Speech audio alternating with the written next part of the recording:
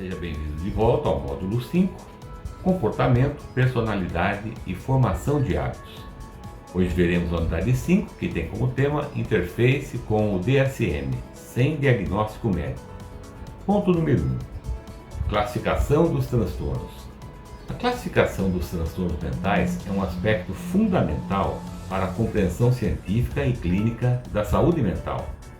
Sem um sistema de classificação organizado, seria extremamente difícil estudar, compreender e tratar os diferentes quadros psicológicos.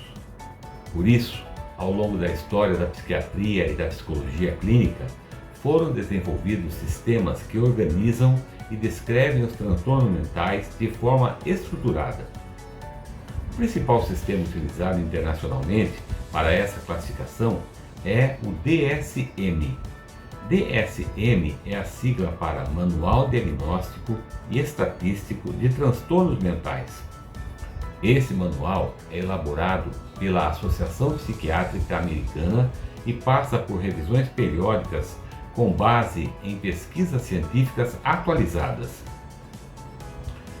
Essas revisões são importantes porque o conhecimento sobre saúde mental está em constante evolução. Novos estudos sobre o cérebro, comportamento e psicopatologia ajudam a aprimorar os critérios utilizados para compreender os transtornos mentais. O objetivo principal do DSM é padronizar os critérios diagnósticos.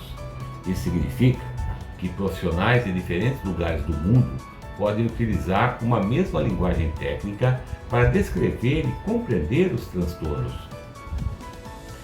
Essa padronização facilita a comunicação entre médicos, psicólogos, pesquisadores e instituições de saúde.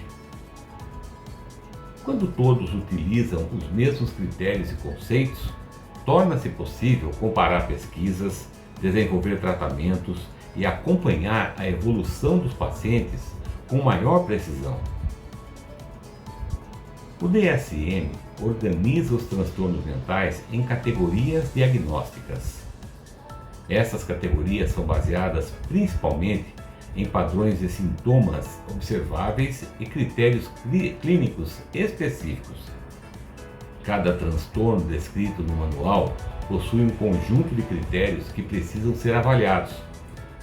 Esses critérios ajudam o profissional a identificar se determinado quadro corresponde ou não a um transtorno específico. Entre os critérios de avaliação estão a duração dos sintomas, a intensidade desses sintomas, o prejuízo no funcionamento da pessoa e a exclusão de outras possíveis causas médicas. Isso significa que o diagnóstico não se baseia apenas em um sintoma isolado. É necessário observar um conjunto de fatores clínicos. A classificação também considera aspectos culturais, sociais e contextuais do indivíduo. Isso é extremamente importante porque a forma como as emoções e comportamentos se manifestam pode variar entre diferentes culturas. O que é considerado um comportamento normal em uma cultura pode ter significado diferente em outra. Por isso, o contexto cultural precisa sempre ser levado em consideração na avaliação psicológica. O DSM não classifica apenas doenças mentais graves.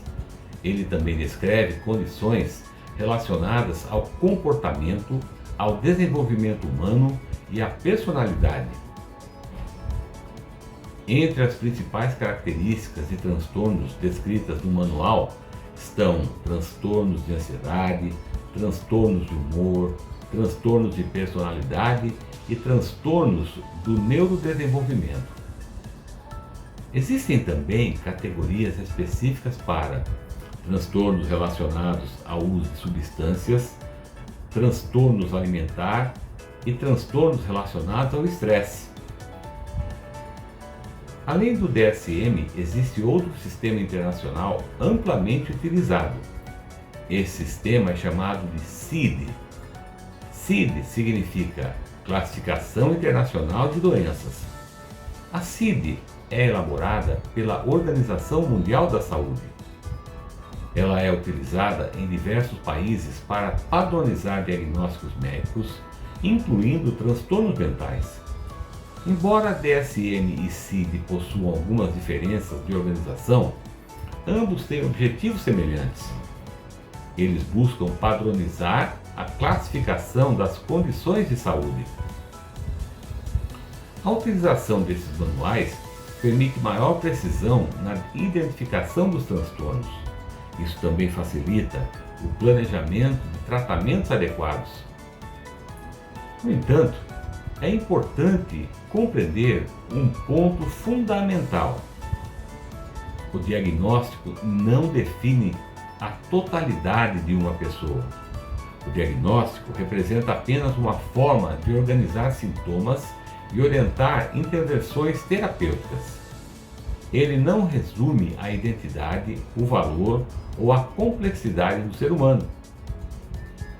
Do ponto de vista da neurociência, diferentes categorias diagnósticas estão associadas a padrões específicos de funcionamento do cérebro.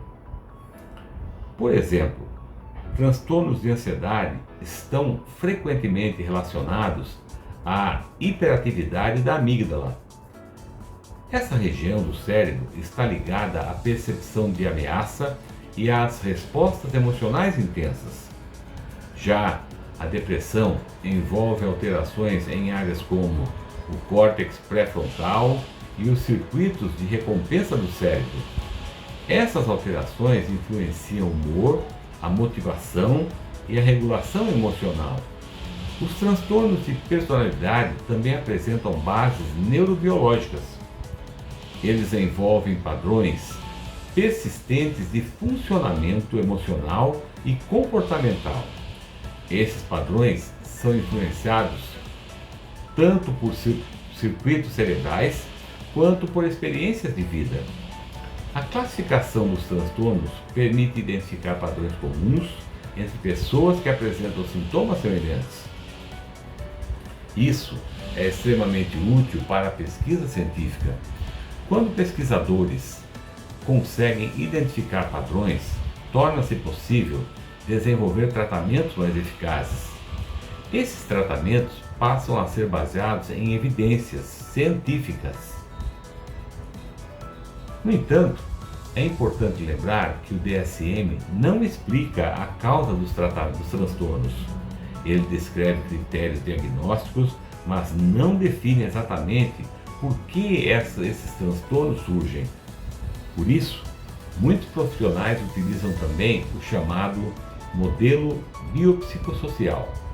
Esse modelo considera três grandes dimensões: fatores biológicos, fatores psicológicos e fatores sociais. Essas três dimensões interagem entre si no desenvolvimento das psicopatologias. Ou seja, os transtornos mentais raramente têm uma única causa.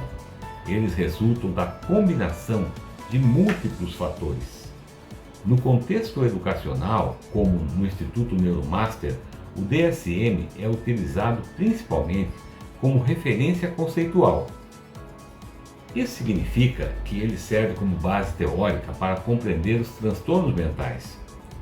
No entanto, ele não é utilizado para realizar diagnósticos clínicos dentro de um contexto educacional. O diagnóstico formal deve sempre ser realizado por profissionais habilitados. Entre esses profissionais estão psiquiatras e psicólogos clínicos. Essa exigência garante segurança ética e precisão da avaliação das condições psicológicas. Outro ponto importante é que os critérios diagnósticos evoluem ao longo do tempo. À medida que novas pesquisas são realizadas, os manuais passam por atualizações. Essas atualizações podem incluir novos transtornos, modificações em critérios diagnósticos ou reorganização de categorias. Isso demonstra que a ciência da saúde mental está em constante desenvolvimento.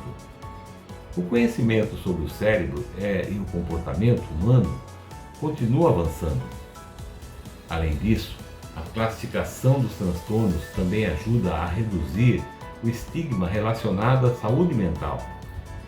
Quando compreendemos que transtornos possuem base científica, fica mais claro que eles não são falhas de caráter. Eles são condições que envolvem funcionamento cerebral, experiências de vida e fatores ambientais. A utilização adequada do DSM permite melhor direcionamento terapêutico. Ele ajuda os profissionais a escolher intervenções psicológicas, médicas e sociais mais adequadas. Também contribui para acompanhar a evolução do paciente ao longo do tempo. Isso permite avaliar se as intervenções estão funcionando. Portanto, a classificação dos transtornos mentais é uma ferramenta essencial para a prática clínica e para a pesquisa científica. No entanto, ela deve sempre ser utilizada com sensibilidade, ética e visão humanizada. Assim, o DSM deve ser entendido como um instrumento de orientação e não como um rótulo definitivo. Quando utilizado corretamente, ele contribui para uma abordagem mais organizada, científica e eficaz da saúde mental. E, ao mesmo tempo, preserva o respeito pela complexidade, pela dignidade de cada pessoa. Aqui terminamos a unidade 5, a última unidade do módulo 5. Nos vemos no módulo 6. Até mais!